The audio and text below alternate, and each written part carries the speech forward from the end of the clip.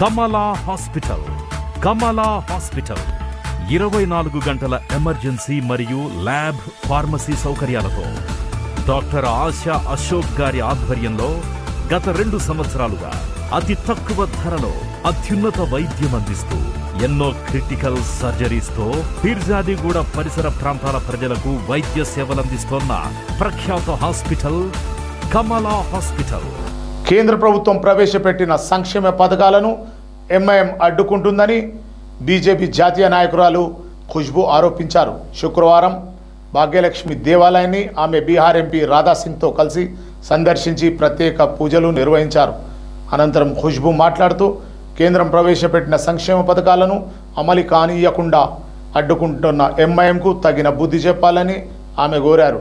MP ఎమ్మెల్యేలు MIM పార్టీకి చెందిన వాళ్లే అయినా పాత బస్తీ ఎందుకు అభివృద్ధి కావడం లేదని ఆమె ప్రశ్నించారు.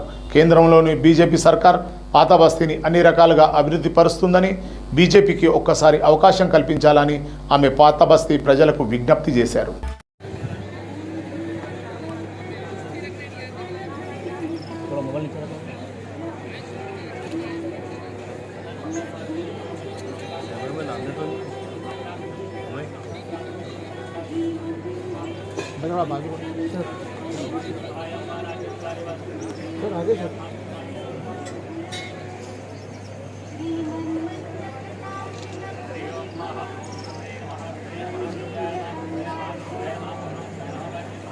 दो और 3 को हमारी भाजपा की नेशनल एग्जीक्यूटिव कमेटी मीटिंग है।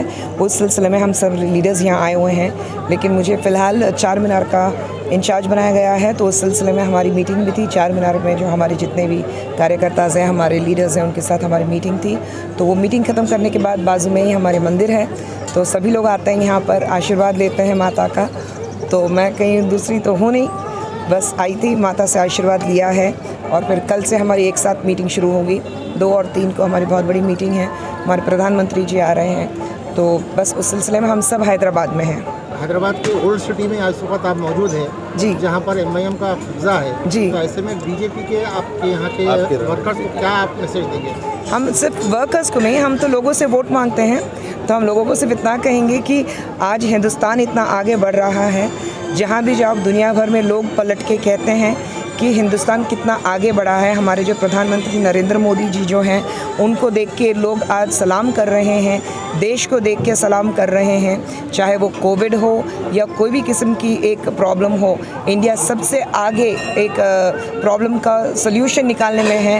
तो उस सिलसिले में लोगों से इतना ही कहूँगी कि जब 8 सालों में प्रधानमंत्री मोदी जी ने इतनी सारी आपके लिए स्कीम्स लाई हैं, वो स्कीम्स आप तक पहुंचती नहीं है। उसकी वजह जो एमआईएम है उसकी वजह है, क्योंकि आपका एमएलए उसका है, आपका एमपी उसका है, लेकिन ये एरिया पीछे क्यों ठहरा हुआ है, ये एरिया आगे क्यों नहीं निकलता। वो लोग चाहते नहीं है कि आप लोग आगे बढ़ें, वो लोग चाहते नहीं है कि आपके बच्चे आगे बढ़े, आप भी हिंदुस्तान में दुनिया में अपना एक मुकाम जमाएं। वो एमआईएम चाहता नहीं है, वो चाहता है कि आप सब हमारे डर की वजह से हमारे नीचे काम करो। तो हम उनसे यही कहना चाहते हैं, एक छोटा सा मैसेज देना चाहते हैं कि आप हमारा हिस्सा हो, इस देश का हिस्सा हो। हमारे प्रधानमंत्री जो कहते हैं चाहे आप वोट दो ना दो, आप उनके बच्चे हो, वो आपके प्रधानमंत्री भी हैं। और जितनी भी स्कीम्स हम लेकर आते हैं, हम आपके लिए और आपके बच्चों के और उनके भविष्य के लिए भी हम स्कीम लाते हैं। तो ये स्कीम अगर आप तक पहुंचती नहीं तो वो एमआईएम उसके ज़िम्मेदार है। हमें एक मौका दीजिए, आपकी बढ़ोतरी कैसी होगी, जैसे देश आगे बढ़ा है, ये एरिया भी आगे बढ़ेगा और आपकी सुरक्षा का पूरा ज़िम्मा हमारा है। ये जो गलत अफवाहें हैं या गलत बातें जो लोग फैलाते रहते हैं एक अपोजिशन में बैठकर, कि जो एक भेदभाव क्रिएट करते हैं लोगों के बीच, वो हम मिटाना चाहते हैं। यहाँ पर बीजेपी जो है वो सबके लिए है, लेकिन आपके मन में एक अलग सा खौफ पैदा करना